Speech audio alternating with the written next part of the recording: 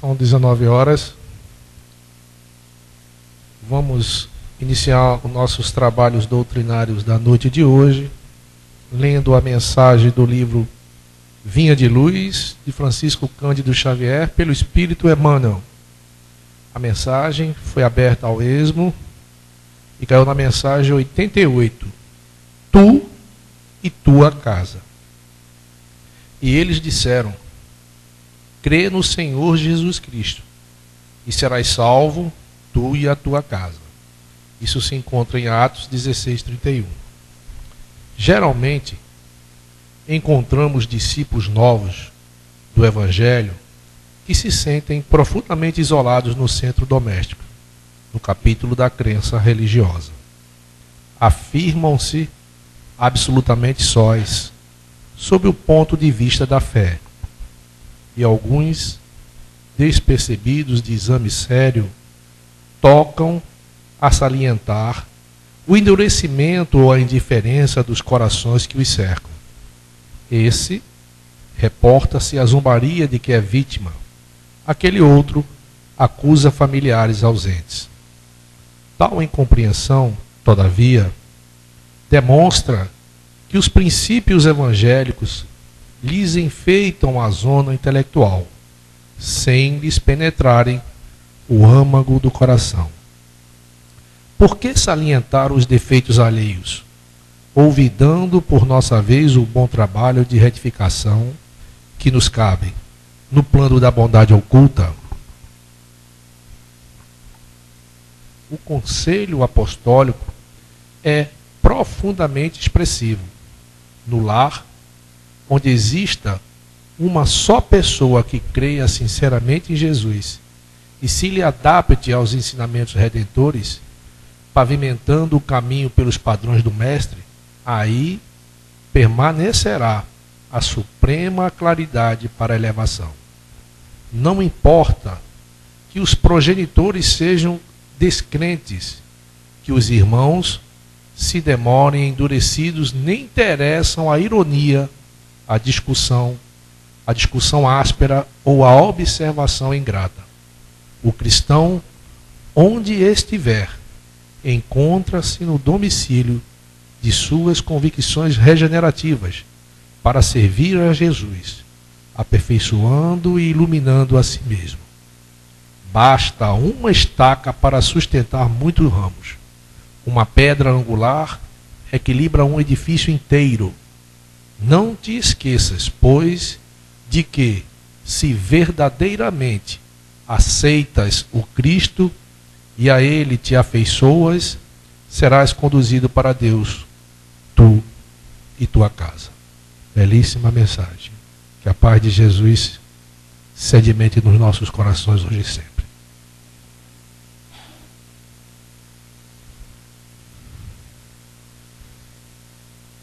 Bendito seja, Senhor, por termos a oportunidade bendita de aqui nos encontrarmos nesta casa de trabalho e de oração, iniciando essas tarefas da noite de hoje com tão bela e tão graciosa mensagem.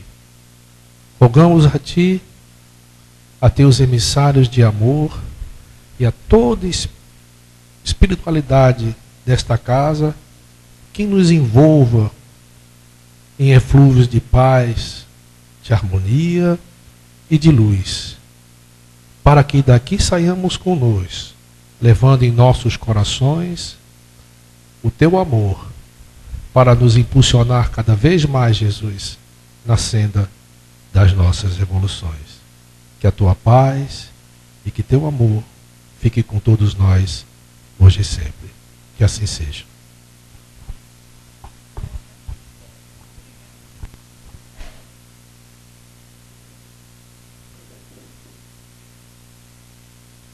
Meus irmãos, minhas irmãs, boa noite. Estamos felizes de retornar aqui à Casa de Cáritas.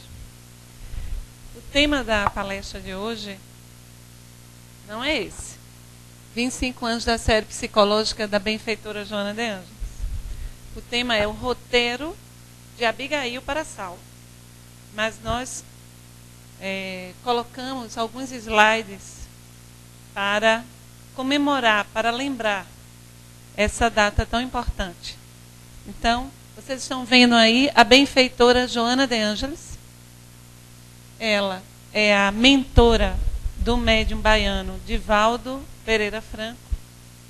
E há 25 anos ela começou a escrever obras de cunho psicológico, dentro de uma abordagem junguiana. A abordagem da psicologia que se chama psicologia analítica. E essa série psicológica, ela está comemorando este ano 25 anos. Nós sempre estudamos e trazemos nas nossas palestras os estudos, os aprofundamentos, trazemos aqui para essa casa, todo canto que a gente vai, porque nos sentimos bastante vinculadas a Joana de Ângeles. Nós procuramos trazer os ensinamentos dela exatamente advindos dessas obras. Então, nós estamos comemorando também. Por isso que nós trouxemos esses slides para falar do trabalho de Divaldo com Joana, iniciar o estudo para falar do trabalho. Quando Divaldo começou a psicografar as obras da série psicológica, até um pouco antes, Joana avisou para ele, a benfeitora avisou que ela iria iniciar. Ele começou a notar que as obras e os textos, eles tinham assim um cunho dentro da psicologia profunda, da psicologia, e ele conversou com ela, perguntou a ela o que era aquilo. Ele começou a notar que não era só um livro, não era só uma mensagem, era toda uma sequência, não é, de obras de cunho, numa abordagem psicológica. E ela disse que, sim, era verdade, havia um projeto de se desenvolver toda uma literatura, trazer para os encarnados estudos dentro da psicologia espírita. E Divaldo perguntou a ela como é que ele iria fazer. Como é que ele, que não tinha conhecimento de nada de psicologia, ele diz que uma criatura como ele, que não teve ensino superior, como é que ia ser? E como é que ela, que na sua última encarnação não estudou psicologia, poderia trazer essa abordagem dentro da psicologia? E aí a benfeitora disse para ele que todos aqueles que reencarnaram após ela e que trouxeram os conhecimentos dentro da psicologia se prepararam na espiritualidade, e alguns, inclusive, estudaram com ela e ela ajudou a preparar. Então, dá para a gente perceber que Joana de Ângeles, ela vem há muito tempo estudando psicologia na espiritualidade. E agora ela está por vir, por reencarnar. Joana de Ângeles, diz Divaldo, é aquele mesmo espírito que nós conhecemos como Joana de Cusa. Lembra de Joana de Cusa? Aquela que estava junto à Mãe Santíssima e a Maria de Magdala no momento do Calvário, a esposa do intendente Cusa. Joana de Ângeles.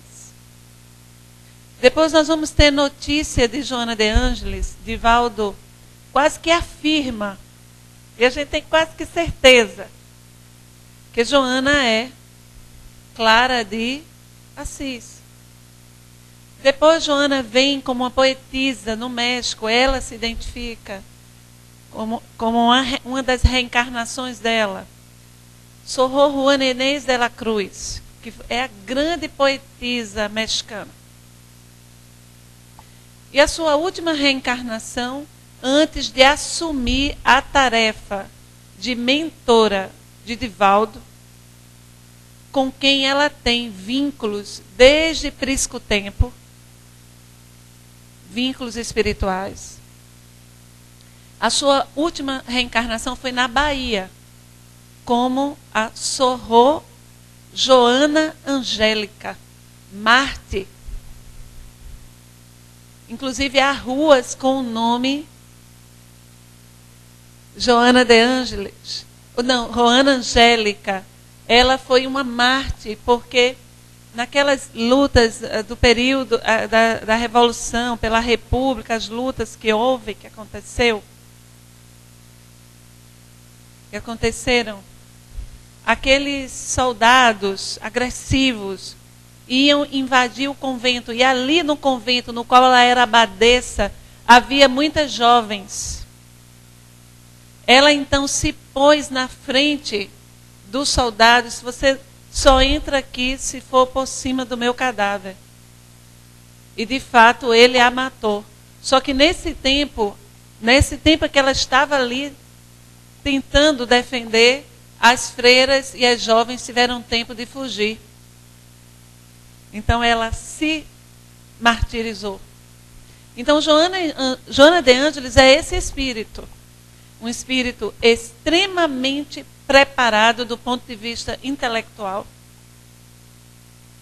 culta e também extremamente vinculado a Jesus de Nazaré. Então, Divaldo e Joana vêm realizando há 60 anos um trabalho, uma obra muito séria. E o legado dessa missão que os dois assumiram está traduzido em várias obras extraordinárias.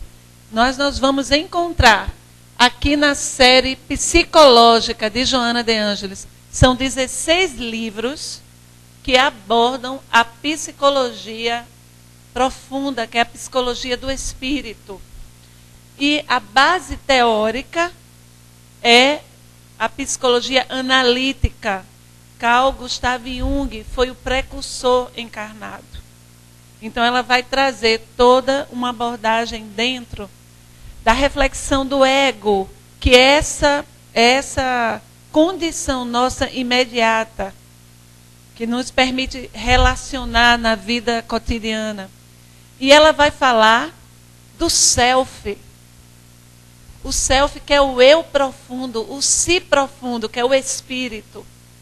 E ela vai falar da necessidade de integrarmos o ego ao self. Ou seja, vivermos no mundo, estarmos no mundo, mas fazermos o processo da nossa individuação. Ou seja, nos percebermos como espíritos, filhos de Deus, todos nós em processo de autoiluminação, de aprendizagem. Então, a proposta psicológica de Joana de Ângeles, tal qual um espelho, nos apresenta o mundo de possibilidades que é a alma humana. Nós não somos tábula rasa. Nós não nascemos agora, não somos o conjunto das experiências dessa reencarnação. Nós somos espíritos imortais que já vivemos em vários lugares, em vários contextos socio-históricos, em várias conjunções. Nós somos eternos.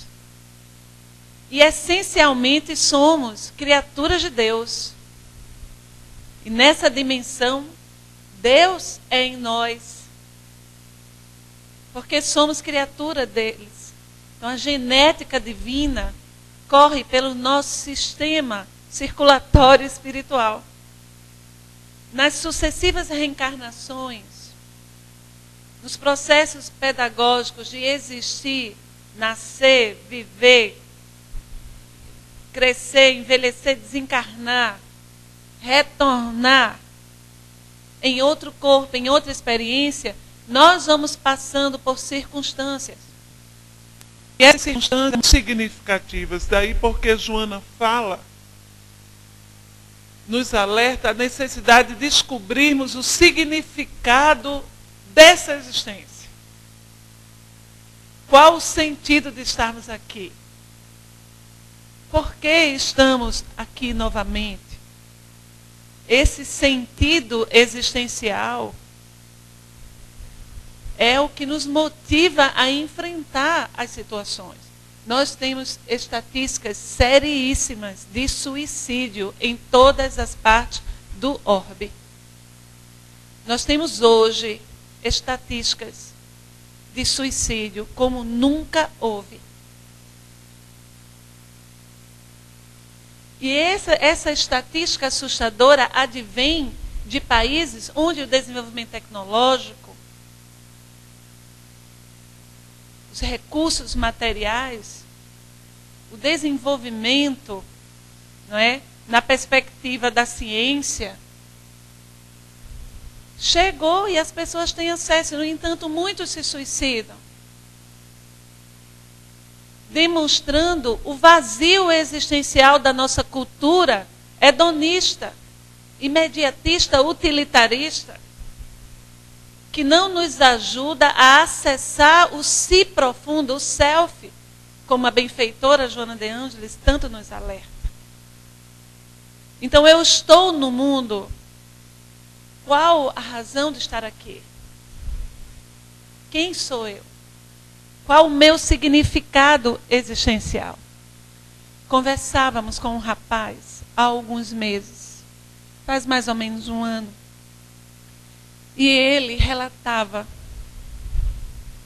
no atendimento fraterno que estava em profunda depressão econômica. Tinha perdido tudo, a casa, o seu casamento se desfez. E ele também lutava contra o vício no jogo de cartas, pôquer, que ele jogava na casa dos amigos. Então ele senta na nossa frente, com 40 anos, um homem de 40 anos, que casou com uma moça que, na verdade, não era um casamento, era mais um projeto de aparência. Era uma relação que não se conectava com o ser, mas se conectava com esse mundo periférico, essa superfície, com o ego.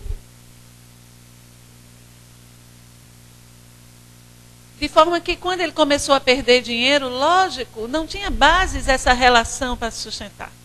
O casamento acabou. E ele foi morar com a mãe. Então ele estava na minha frente, chorando muito. Não tenho filhos. Minha esposa me deixou. Estou devendo muito. Perdi tudo. Meus amigos se afastaram de mim. E aí pegamos na mão dele e apertamos e dissemos: que interessante esse momento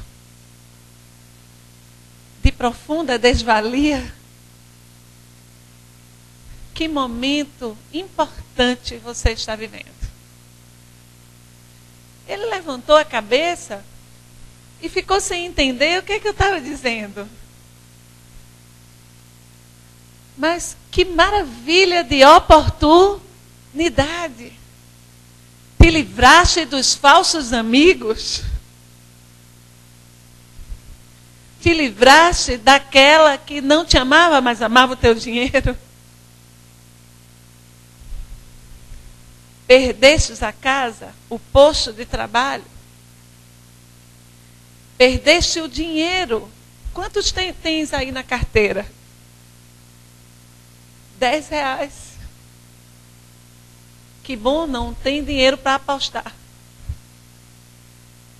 Que momento rico de recomeço. Toda a tua estrutura desmoronou. A estrutura falsa. E agora, graças a Deus, que com 40 anos ainda, relativamente jovem, tu podes recomeçar. Com bases mais verdadeiras. Graças a Deus que perdeste tudo. O que não tinhas, porque era ilusão. Então, esse momento de profunda crise material era uma grande oportunidade de ressignificação psicológica. E então perguntamos para ele: o que te ensina esse momento? Que estás aprendendo? E a gente não queria nem aprofundar muito, porque era um momento de atendimento fraterno, e esse aprofundamento ele deveria fazer num processo terapêutico, com um profissional de saúde mental. Mas ele mesmo disse, esse momento me fez encontrar um sentimento que eu sempre trouxe comigo, desde que eu me entendo por gente. Um vazio, um buraco no meu estômago, uma angústia.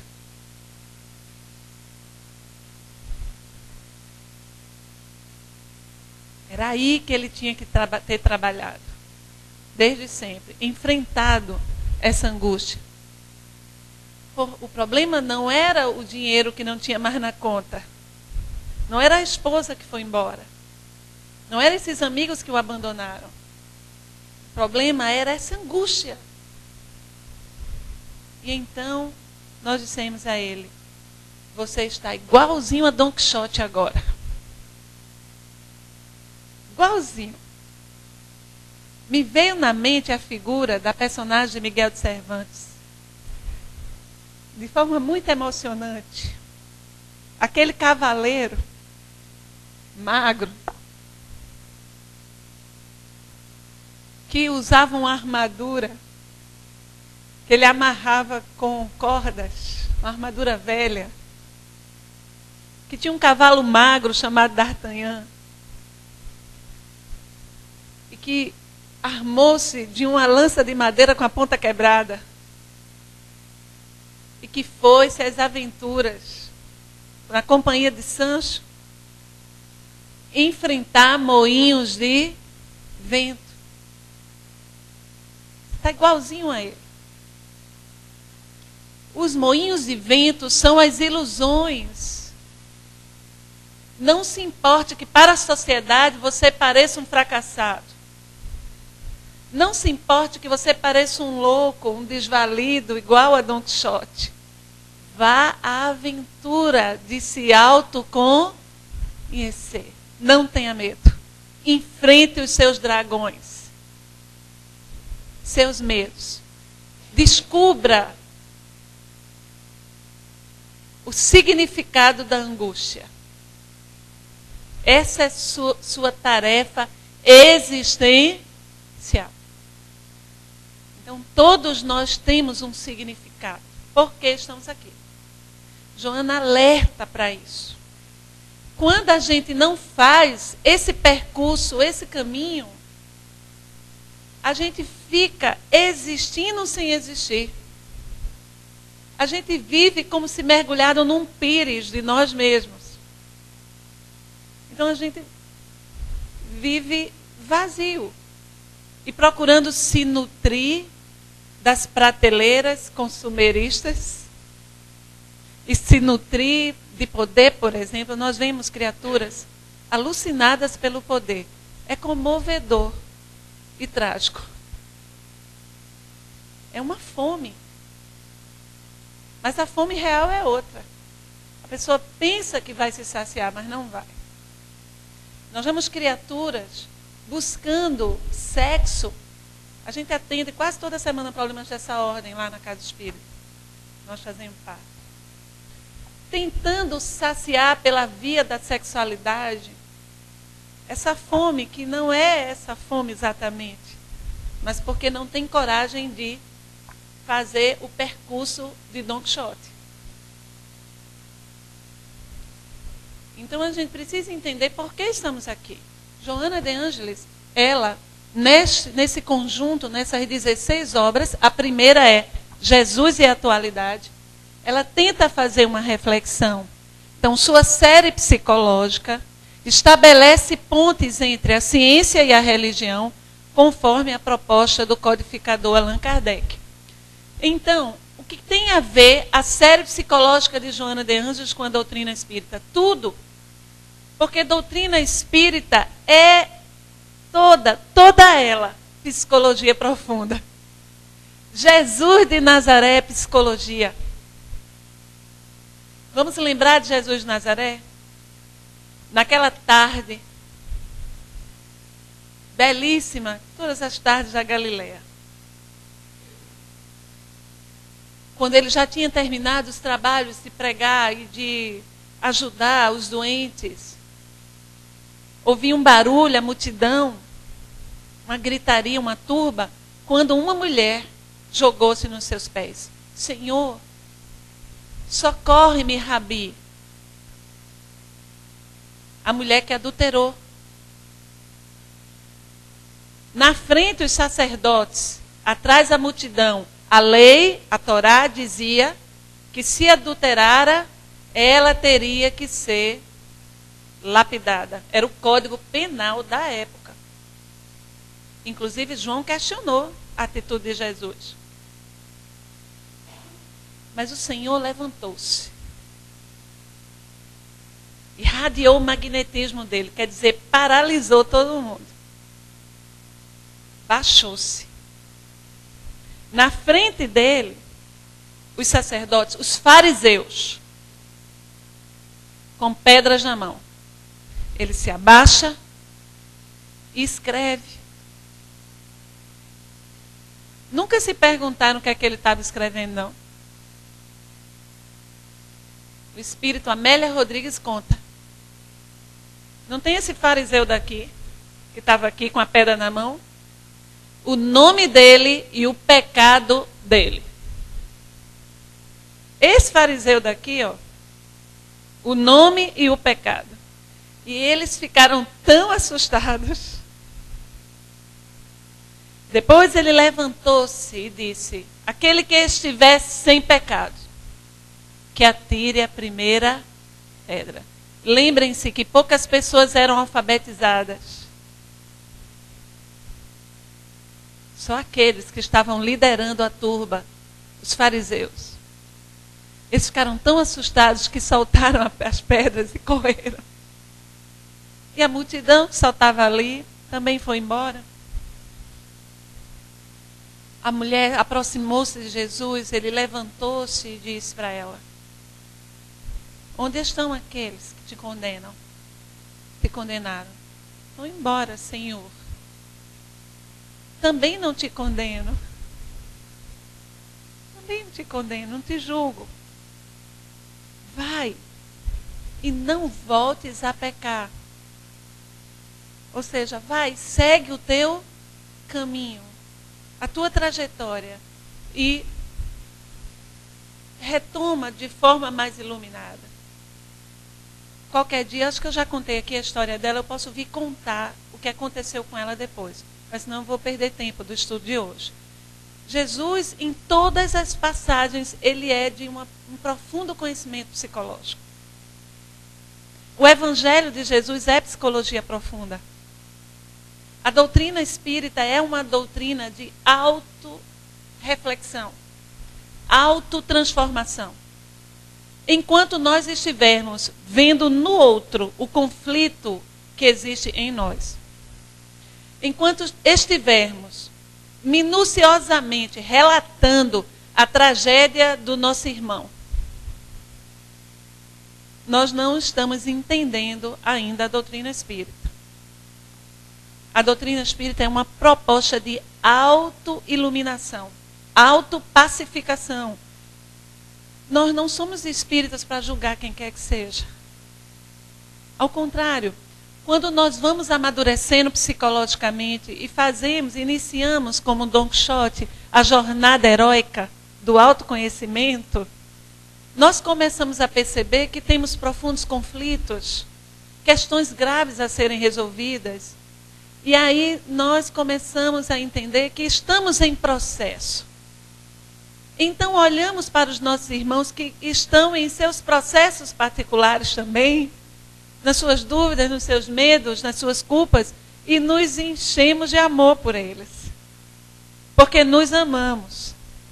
Então, por exemplo, quando você vê uma pessoa, vou dar um exemplo, uma pessoa julgando demais um homossexual, por exemplo, querendo pensar que família é aquela, pensar e impor que família é aquela constituída do pai, da mãe e do filho. E dizendo que os homossexuais são isso, são aquilo.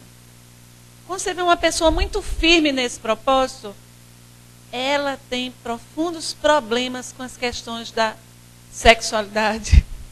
E quando você está muito bem com a sua sexualidade, você não está se importando com a sexualidade de ninguém. Você compreende, você aceita, você não julga.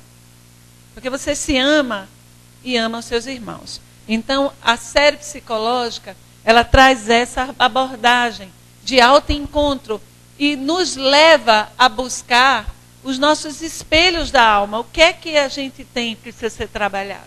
Por que estamos aqui? Então, a alma humana, diz Joana de Ângeles, em sua fase de espírito reencarnado, também é possuidora de espelhos que lhe refletem a realidade. Nós estamos sempre refletindo quem somos, mesmo que estejamos negando e não reconhecendo o que somos. As nossas escolhas afetivas, por exemplo, revelam quem somos nós.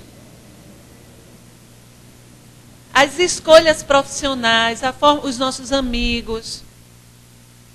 Então, mesmo que eu não saiba quem eu sou se revela no meu modo de existir. Eu preciso me conhecer. Porque as minhas escolhas, elas são desajustadas e desarmoniosas porque eu não conheço, eu não me acesso. Então não consigo fazer uma reflexão e um enfrentamento daquilo que eu preciso mudar.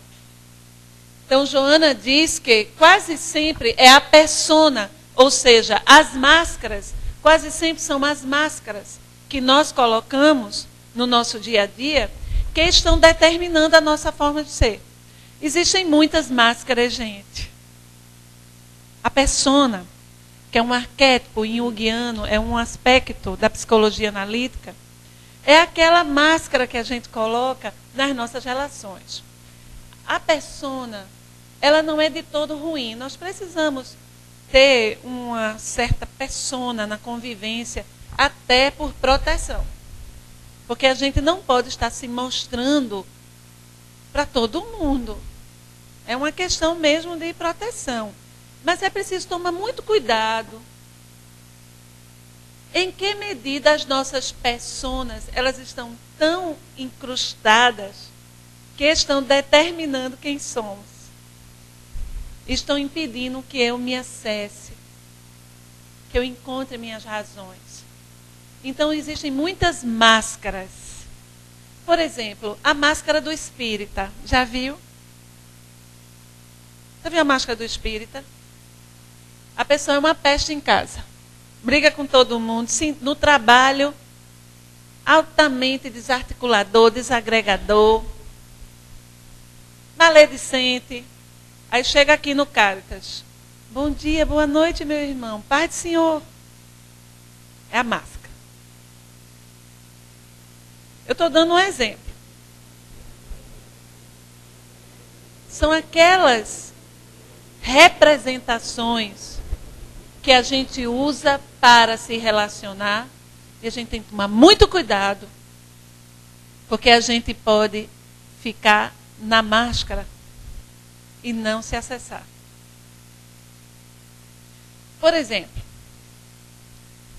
a máscara de pessoa boazinha. Quem já viu essa? A pessoa é boazinha, meiga. Tão meiga, fulano. Aí a pessoa tem sempre que ser boazinha. Ela fica ali. Ela não pode sentir, mas ela está sentindo muita raiva. Ela está com raiva, ela está chateada, mas ela colocou e grudou nela a máscara da pessoa boazinha. Então ela está sentindo raiva, não identifica, não trabalha essa raiva. Não quer dizer que você vá vociferar a raiva. Você tem que identificar a emoção. Quando você está na persona, você fica na máscara de boazinha e nega o conflito. Mas a raiva está ali. Ela existe. Isso é muito complicado. Isso vira câncer. Se transforma em mágoa, ressentimento. Porque você tem que ser boazinha. Existem muitas máscaras que a gente usa. Então, quase sempre é a persona que se projeta na face espelhada, refletindo esta imagem equivocada que disfarça o ser legítimo, quem você de fato é. E nós, de forma esmerada, escondemos quem somos, inclusive de nós mesmos. Não queremos admitir. Mas quem somos se revela. Quem a gente é está sempre aparecendo. Nos problemas que estamos sempre enfrentando, nos conflitos que estamos sempre ali, nas relações. Nós fugimos, mas quem somos vem atrás de nós. É a sombra. Então vamos ver aqui. A gente então chega no tema de hoje. Deixa eu ver. Misericórdia, eu já fiz a palestra todinha e não cheguei no tema. Saulo de Tarso e a vida não vivida. Saulo, gente, alguém tem dúvida que Saulo, aquele que se transformou em Paulo, era, antes de reencarnar, um amigo de Jesus? Alguém duvida? É um grande espírito, não é? Mas quando ele reencarnou numa família judaica nobre.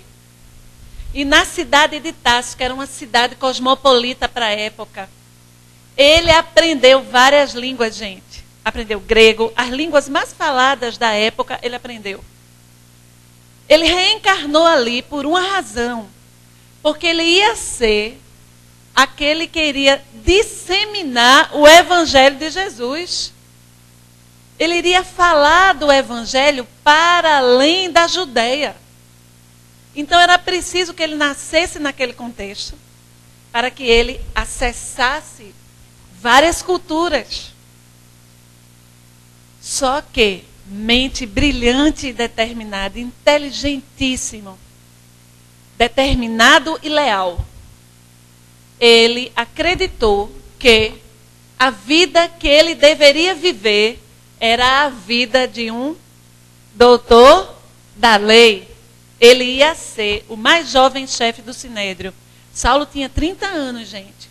Era um jovem. Emmanuel descreve ele, é linda a descrição. Bonito, decidido, viril. Ninguém perdia para Saulo numa discussão retórica. Ele tinha uma oratória brilhante. Conhecia a Torá de ponta a ponta. Então, ele vivia uma vida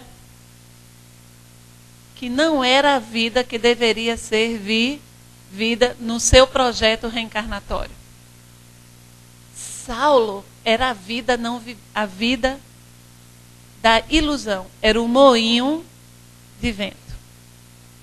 Esta personagem que se transformou no maior apóstolo de Jesus foi o primeiro algoz dos cristãos, gente. O primeiro a mobilizar uma perseguição e a assassinar cristãos. Quando ele era o doutor da lei, ele estava encontrado com ele mesmo ou ele estava na persona? Entenderam o que é persona? É a máscara social.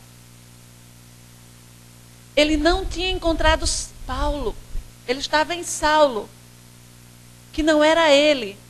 Então, a persona são aquelas condutas, aquela forma de agir que a gente utiliza para se relacionar no nosso contexto sócio-histórico, o momento que a gente está vivendo. Ela não é de todo ruim, só que nós não podemos perder quem somos. Doutora Judite, ao ir para a procuradoria, ela precisa usar a persona de procuradora. Quando uma parte vai procurá-la como autoridade, ela tem que estar lá. Mas ela não pode esquecer Judite. Quem ela é? Ela tem que pegar a essência iluminada dela, e mesmo com a persona de procuradora, e o ser espiritual que ela é, a potência que ela é, controlar a persona, e não a persona controlar quem ela é. Entendeu como é a história? Saulo era a persona de Paulo. Paulo, o eu não encontrado. O eu desconhecido. O jovem Saulo, diz Emmanuel, apresentava toda a vivacidade de um homem solteiro, bordejando os seus 30 anos. Na fisionomia cheia de virilidade e máscula beleza, os traços israelitas fixavam-se particularmente nos olhos, profundos e percussientes, próprios dos temperamentos apaixonados e indomáveis, ricos de agudeza e resolução. Esse era Saulo. Essa era a máscara. Então, Marlon Hackdahl é um psicanalista junguiano, terapeuta junguiano, que é membro do grupo de estudos da série psicológica de Joana de Ângeles. E ele então escreve no livro Espelhos da Alma. O grande problema das máscaras não está no uso que fazemos dela, mas no desconhecimento ou na inconsciência delas. Muitas vezes o que estamos fazendo em termos de crescimento, é interior. Interior é quase nulo. Imagine se Paulo passasse a reencarnação toda como Saulo, como doutor da lei. A gente ia perder. Ele também iria perder. Então vamos falar de Beethoven.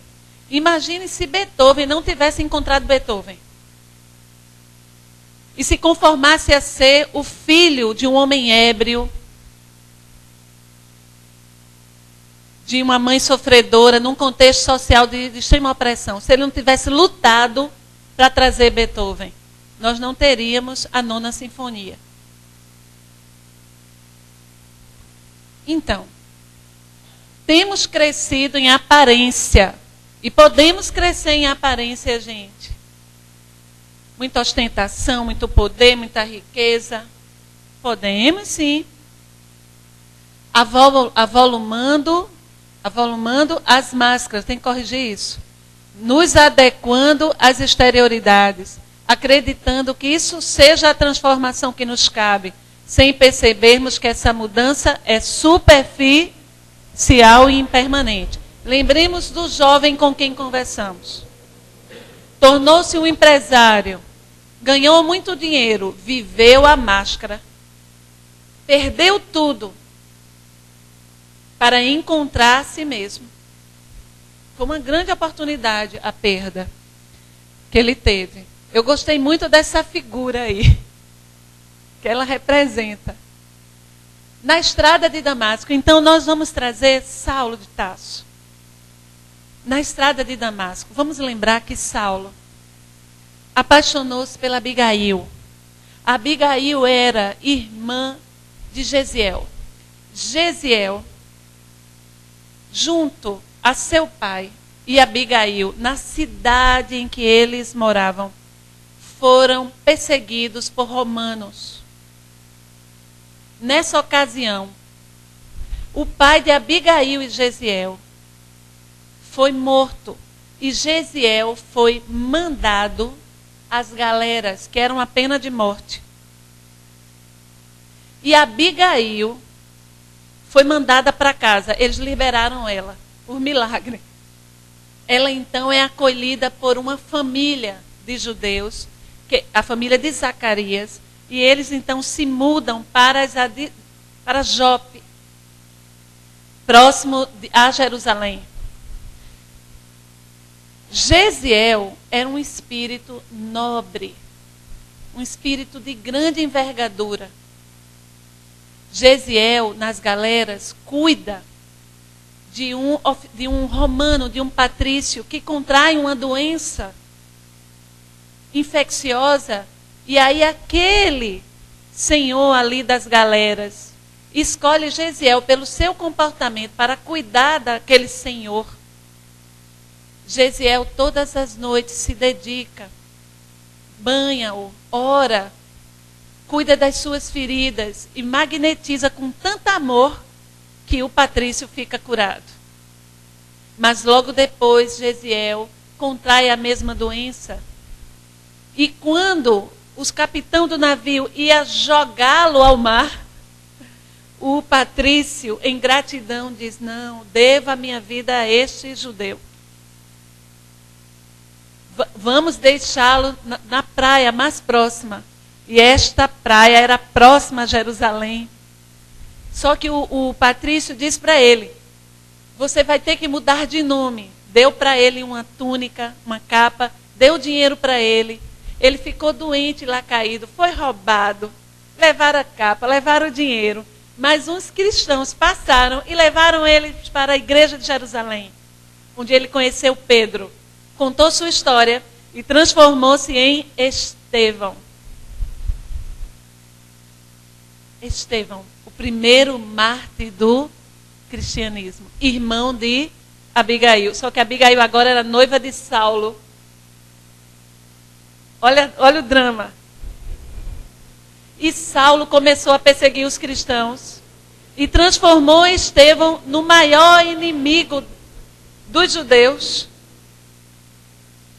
E Abigail pede a Saulo: Saulo, acha o meu irmão Gesiel.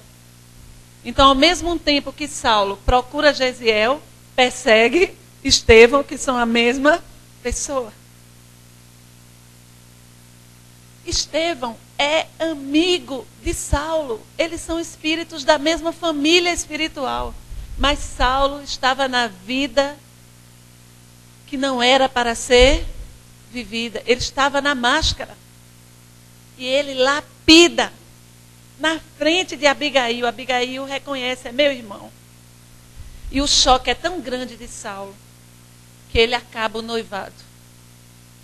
E depois ele descobre que Abigail desencarna, que ela morre. E vai para a casa de Zacarias. E na casa, eu estou contando bem rapidinho.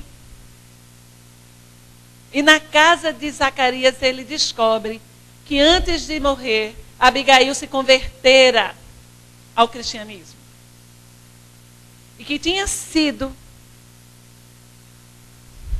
o velho Ananias que havia convertido. Saulo então se enche de raiva e transforma a perseguição a Ananias em inimigo do Estado judeu. Mobiliza recursos e segue para Damasco para prender e julgar o velho Ananias, desse tamanho. Então nós vamos encontrar Saulo no caminho de Damasco. Olha como ele está indo para Damasco com dois amigos. Duas pessoas. Ele ia em profundo conflito. Ele não conseguia esquecer Estevão. Estevão estava sempre na mente dele. Não conseguia esquecer Abigail, os dois irmãos. Ele estava em conflito, em sofrimento. Esse é o pensamento dele que Emmanuel descreve. Onde então a paz espiritual que tanto almejava nos esforços comuns? Por mais energia que despendesse, via-se como um laboratório de inquietações dolorosas e profundas. Sua vida assinalava-se por ideias poderosas, mas no seu íntimo lutava com antagonismos irreconciliáveis. Que antagonismo era esse? Era Paulo querendo sair. Era Paulo, o amigo de Estevão, o amigo de Abigail, o amigo de Jesus, que ele era em conflito com a máscara. O conflito entre o ego e o self. Ele traduz, ele diz: antagonismos irreconciliáveis. Consagrara-se ao ideal de servir a Deus com todas as suas forças. Não hesitara na execução de tudo o que considerava dever, ante as ações mais violentas e rudes. Se era incontestável que tinha inúmeros admiradores e amigos, tinha igualmente poderosos adversários, graças ao seu caráter inflexível. Ele era. No cumprimento das obrigações que considerava sagradas. E aí, então, Marlon Reikdal vai falar da sombra. Saulo, nesse momento que ele vai para Damasco, ele está acessando a sombra. É a sua sombra. O que é a sombra?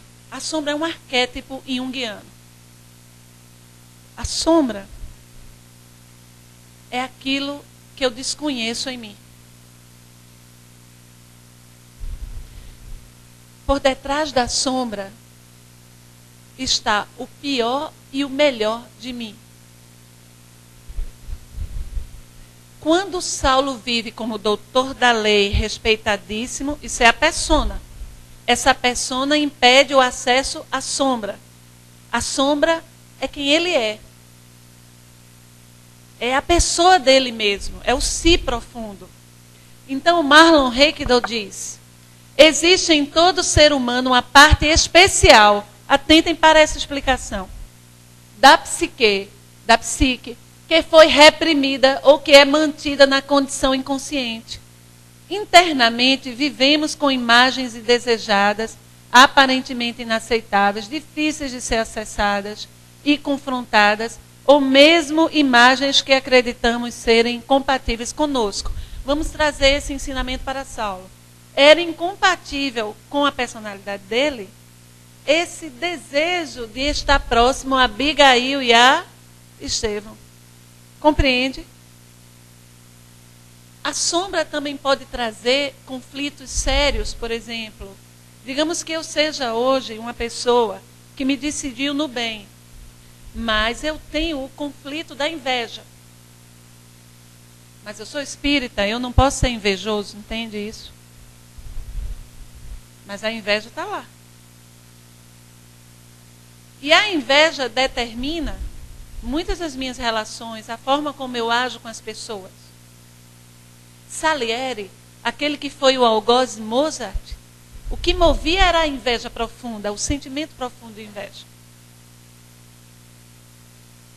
É preciso reconhecer essa questão, que muitas vezes a gente tem vergonha. E aí Joana de Anjos fala que a gente precisa encontrar, mesmo que a gente tenha vergonha, que a gente fique incomodado, porque a gente só vai tratar se a gente identificar. E ela fala que na sombra não existe só esses sentimentos desarticuladores, mas que existe também tudo de maravilhoso que poderemos ser. Nós precisamos encontrar as nossas potencialidades.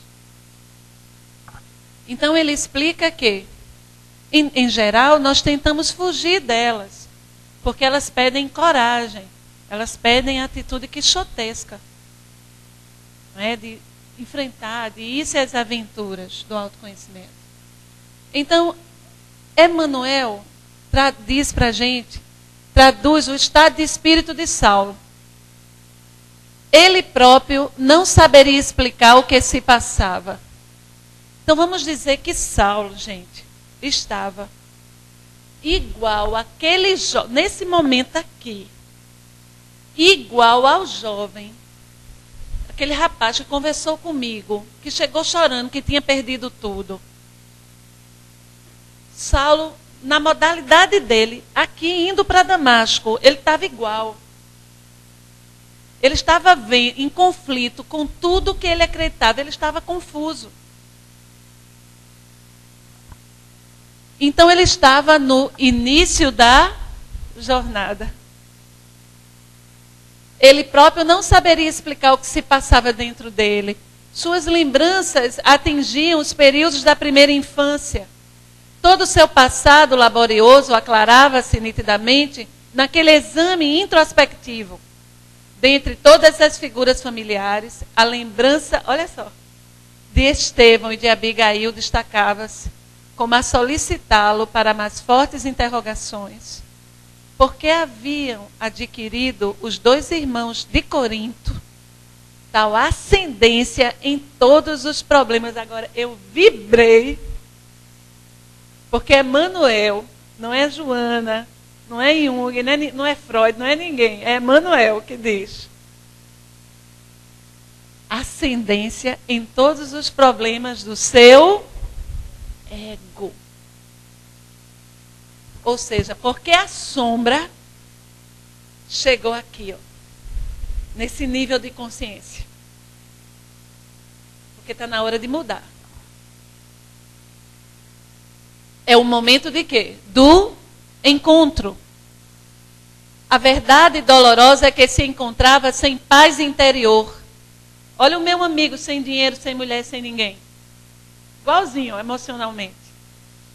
Não obstante a conquista e gozo de todas as prerrogativas e privilégios entre os vultos mais destacados de sua raça. Quando de repente, nesse estado de espírito, o Senhor se lhe aparece. Saulo vê uma luz. É Jesus que aparece para ele. E é muito lindo, porque Jesus não chega acusando, julgando, apenas indaga. Saulo, por que me persegues? Como quem diz, olha, Saulo, sou eu, teu amigo. O choque foi tão profundo que ele cai do cavalo e fica cego. Ele perde a visão. E o Senhor diz para ele, ele cai em si. Mas veja como essa personalidade é vigorosa. É Paulo. Ó Paulo aparecendo. Fico emocionada.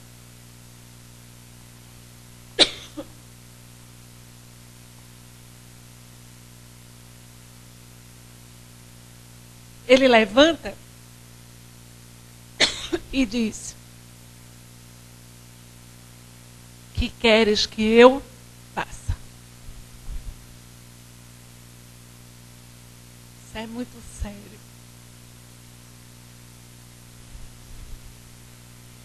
Porque quando ele faz essa pergunta, ele não tem mais nenhuma o quê? Dúvida. Agora é Paulo.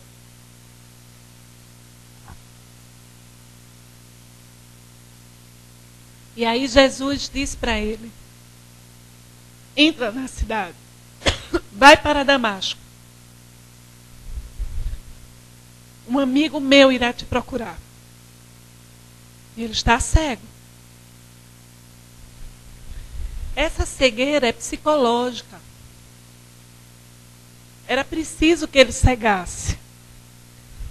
Parasse de ver no seu entorno para fazer o quê?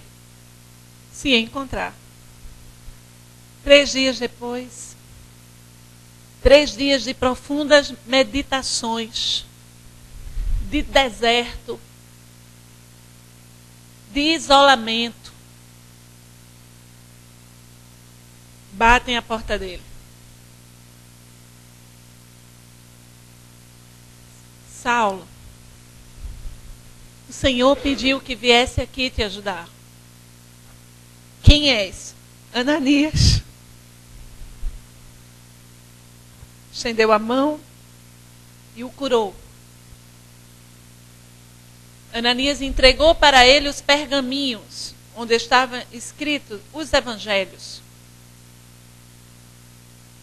Passou mais não sei quantos dias estudando minuciosamente. E começou a trajetória heróica de Paulo de Tarso. Autoencontro, autotransformação. Poderia falar muito mais, mas o tempo chegou. Queria que você mudasse o tema da palestra para Caminho de Damasco. Não deu para chegar nem na metade. A gente teria que trabalhar o roteiro de Abigail para ele. Se vocês quiserem, próximo mês eu posso trazer. Porque depois ele passa 3 anos no deserto, se preparando para ser Paulo. Trabalhando no ofício da sua família, que era com couro, fazendo tapetes. E aí depois o espírito de Abigail e de Estevão aparecem para ele. Ele fica tão maravilhado e tão necessitado daquele acalanto que ele pede a Abigail um roteiro, já que ele iria iniciar. Porque veja, Saulo acabou ali, gente. Quando ele levantou e disse, Senhor, o que queres que eu faça? Acabou. Ele, da mesma forma que ele era o doutor da lei, ele, com aquela decisão, ele se transformou no cristão. A mesma decisão. Não olhou mais para trás. Isso era traço do caráter dele. Um espírito extremamente determinado. Abigail, ele pede a Abigail um roteiro. E eu concluo a palestra, o estudo, com a resposta de Abigail. Que nós aprofundamos cada detalhe da resposta, dentro dessa abordagem da psicologia profunda.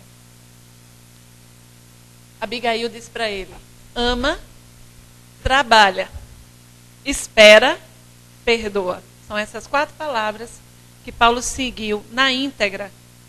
Por isso se transformou nesse si profundo que é Paulo de Tarso. Muita paz. A prece? Amigo Jesus, Senhor da vida, estamos todos nós aqui, tuas pequenas ovelhas, em mais uma parte da nossa jornada heróica, no nosso caminho de Damasco, em busca de te encontrar e de nos encontrar.